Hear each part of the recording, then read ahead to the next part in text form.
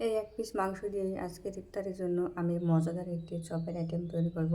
তো তার জন্য আমি এখানে এক পিস ব্রয়লারের মাংস নিয়েছি। ব্রয়লারের এক্সট্রা মাংস এমনিতে খাইতে ভালো লাগে না, কিন্তু চপ টাইপের করলে খাইতে কিন্তু অনেক মজার হয়। আসসালামু আলাইকুম, কেমন আছেন সবাই? আমি এক পিস মাংসই ফ্রিজ থেকে বের করে নিয়েছিলাম, আর তারপরে এটা ঠান্ডা হয়ে যাওয়ার পরে আমি এটা সুন্দর করে কুচি কুচি করে কেটে নিয়েছি। মাংসের পিসটা কেটে নিয়ে আমি এর ভিতরে কুচি করে কেটে দিয়েছি, পেঁয়াজ দিয়েছি, রসুন সবগুলোই কুচি কুচি করে কেটে দিয়েছি, তাতে দ্রুত সিদ্ধ হয়ে যাবে। কাঁচা ভাব থাকলে খাইতে কিন্তু একেবারেই ভালো লাগবে না, যে কারণে একেবারেই কুচি করে দিয়েছি। আর তারপরে এর ভিতরে দিয়ে দিয়েছি সমস্ত প্রকারের মশলা। মাংস রান্না করতে যত প্রকারের মশলা লাগে আমি প্রায় সব কিছুই দেওয়ার চেষ্টা করেছি, আর সব কিছুই দিয়েছি একদম কম পরিমাণে। মানে এক পিস মাংস রান্না করার জন্য যতটুকু মশলার প্রয়োজন হয় ঠিক ততটুকুই দিয়েছি। মশলা বেশি হলে খাইতে ভালো লাগবে না, মশলার গন্ধ লাগবে, যে কারণে খুবই অল্প পরিমাণে দিয়েছি।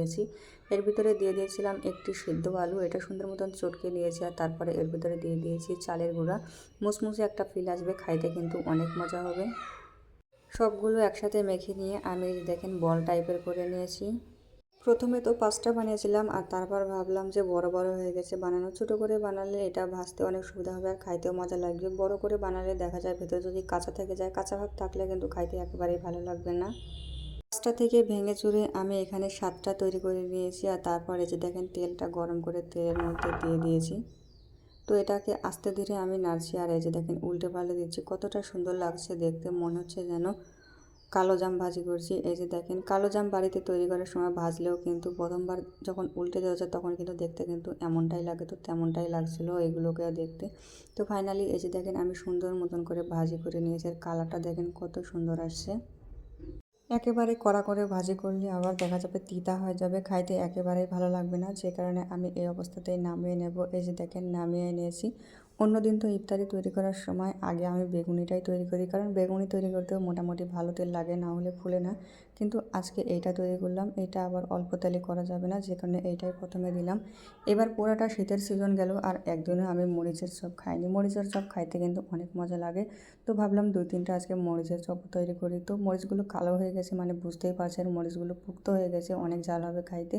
তারপরে আমি বিচিগুলো ভালো মতন ফেলে দিয়েছি এর ভিতর থেকে। আর তারপরে এই যে দেখেন বেসনের মধ্যে চুবিয়ে দিয়ে দিয়েছি তেলের মধ্যে। মরিচের চপ ভাজতে খুব একটা বেশি সময় লাগে না, খুব অল্প সময়ের মধ্যে এটা ভাজা হয়ে যায়। তো ফাইনালি এই যে দেখেন আমার এইটাও মোটামুটি ভাজা হয়ে গেছে, আর এইটাও আমি এখন নামিয়ে নেব। এদিকে অন্যান্য চপ রয়েছে, এগুলো এখন ভাজি করতে হবে। এখানে আছে আলুর চপ, এখানে আছে মরিচের চপ, ডিমের চপ, আর রসুন পেঁয়াজের চপ। রসুন পেঁয়াজের চপটা খাইতে আমার অনেক বেশি ভালো লাগে, আর এই জিনিসটাও তৈরি করতে মোটামুটি ভালো তেলই লাগে, অল্প তেলে এইটাও ভাজি করা যায় না, যেই কারণে আমি মরিচের চপটা তুলে নেওয়ার সাথে সাথে এই চপটা দিয়ে দিলাম। আর ডিমের চপ আর আলুর চপ কিন্তু খুব কম তেলে ভাজি করা যায়, কারণ এগুলো সেদ্ধই থাকে, শুধু বেসনটার জন্য একটু তেল দিয়ে ভাজতে হয়। রসুনের চপের ভেতরে আবার যদি রসুন কাঁচা থেকে যায় তাহলেও খাইতে ভালো লাগে না, যে কারণে আমি একটু কড়া করে ভাজি করে নিলাম। আর এই যে দেখেন সমস্ত চপের আইটেম আমার রেডি হয়ে গেছে। এটা হলো আমাদের আজকের ইফতারের চপের আইটেম। আর এই যে আমার ছেলের জন্য ডিম। তো আজকে এই পর্যন্ত, সবাই ভালো থাকবেন, আল্লাহ হাফেজ।